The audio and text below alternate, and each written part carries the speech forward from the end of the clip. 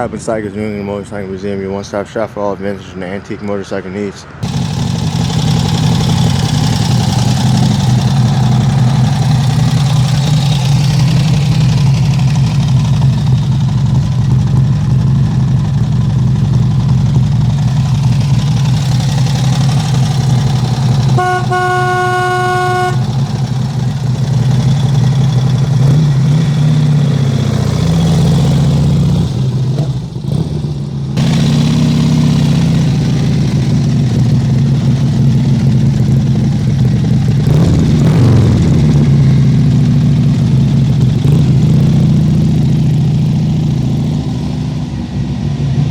Guys, feast your eyes on this absolutely stunning 1977 Xlcr Iron Head Cafe Racer from this is the brainchild of Willie G. Davidson.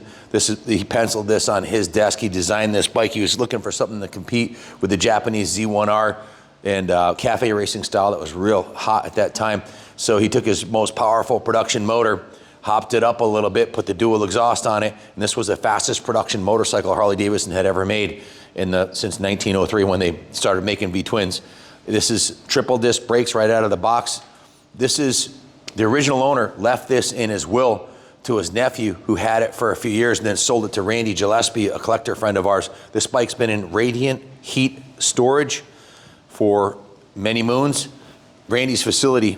So Randy was a collector. He was getting up in his 60s, decided to sell his collection. We bought his entire collection. He specifically built a facility, brand new building with radiant heat flooring and no windows in it to store his bike, so there was no UV degradation of the original paint job on this bike. This thing's essentially a time capsule. It's like a brand new motorcycle. It has 2,267 original miles. It's had 123 miles on it since we got it. I've had the bike for a few years, and it's been on display in the New England Motorcycle Museum here. It's actually our company logo is this bike and the 78 CR250. So I've been super fond of this particular model since they came out. In 1977, when I was 12 years old, the first time I saw one, it just had me at hello. A guy in town had one, and I have these vivid memories of him zooming down Route 6 at 100 plus miles an hour while I was on the side of the road, and it just left a lasting impression on me. I've always wanted one. I've had a few of them. This is far and above the best of any of the bikes that I've had so far. It is all original. It's in pristine condition, and it's got no miles on it. As far as the work that we've done to it, we have a PhD Harley Davidson certified technician here, Lance Merton, who went through the bike top to bottom. It didn't need much, but I'll go over that in a second. So they made 1,920 of these in 1977, actually 1,923. In 78, they made 1,201, and in 79, they only made 9. So the 79 year really almost doesn't count. It was only really a production bike for 2 years, and the first year was this one with 1,923 of these made. How many of them are surviving in this condition? Very, very few. A lot of them got shipped overseas to Japan. They're very popular overseas.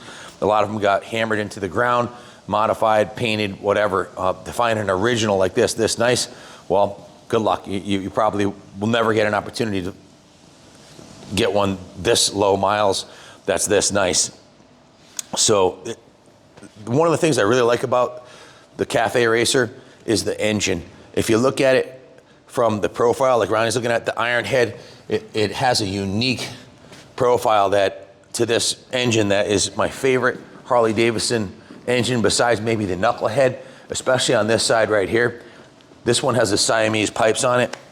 The Iron Head motor is one of my favorite all-time Harley Davidson motors. It's a 997 cc's, 81 millimeter bore, 96.8 stroke, has a 9-to-1 compression ratio, a 38 millimeter key-in carb, and it was rated at 68 horsepower, 60 pounds of torque, and it would do 115 miles an hour. And the quarter mile time was 13.2 seconds, which is pretty damn fast for that era. And this thing, it doesn't feel like a typical Iron Head when you ride at the seat position, the fairing, the way the engine runs with this exhaust on it, and the carb, and the brakes, and the mag wheels, the triple disc brakes, just everything about it feels more refined than your typical Sportster. The front tire on it, it's a 4-speed transmission. The front tire on it is a brand new Dunlop 19-inch tire, very similar to the original. The originals were just dry rotted and cracked, and I like to ride the bike, so I didn't want to ride it with the original tires on it, so we replaced them. The rear tire is brand new. The chain, is the original chain and sprockets are in excellent condition, the original shocks.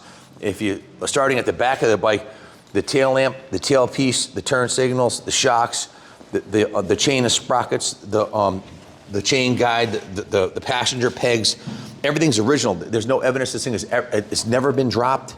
It's never been abused. It's never been left outside in the rain. The original saddles mint, the original paints mint, the original tank badges with the gold on them are in fantastic condition.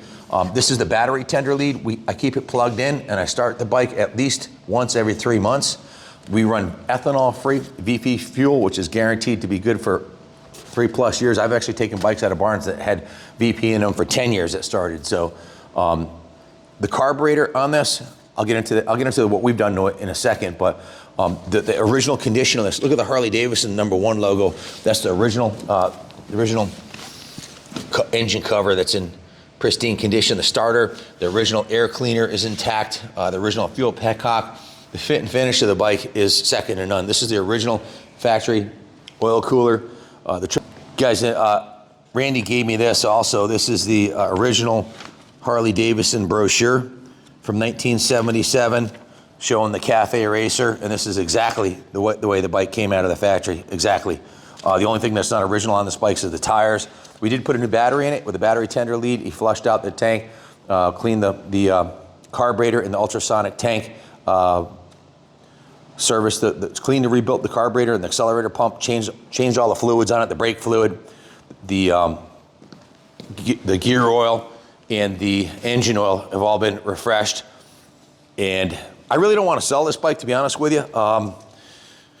I've got an emotional attachment to it, and this is one of the bikes in the museum I call my own.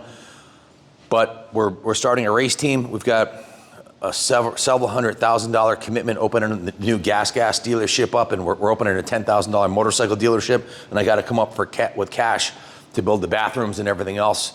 It cost us 10 grand just for the architect plans for the first floor of the motorcycle shop. So I need the funds the shop will be open by March, and I got quite a bit of money tied up in this. So I hate to see it go, but it's going to help us get the new KTM Gas Group dealership up. So I guess I'll say it's going to a good cause. It's going to our future, to my son's future, who runs the dealership. This is basically a personal sacrifice, and it hurts. I really don't want to let it go, but it's not going to be cheap, but it's worth every penny I'm asking for it. It's an irreplaceable bike. I've seen a lot of these for sale for $18,000 plus that are a little ratty. They're not tuned like this, and they haven't been cared. Like this one is a pristine time capsule. You will never find a nicer one ever. Willie G himself would be honored to have this bike. It belongs in the museum. It's in the New England Motorcycle Museum. If you buy it, I'd be happy to keep it here on display. I'd love to keep it. If you want to ship it, we'll ship it anywhere in the country for you. We also offer financing through Freedom Road, so we'll help you on the shipping and financing. If you have any questions, give us a call, 860-454-7024. Thanks for watching. Hope you appreciate this bike as much as I do, the new owner. It's an absolute time capsule, and it's a pinnacle of collectability of Harleys from the 70s. There's nothing that's more desirable than a Cafe Racer. Thanks for watching, and God bless America.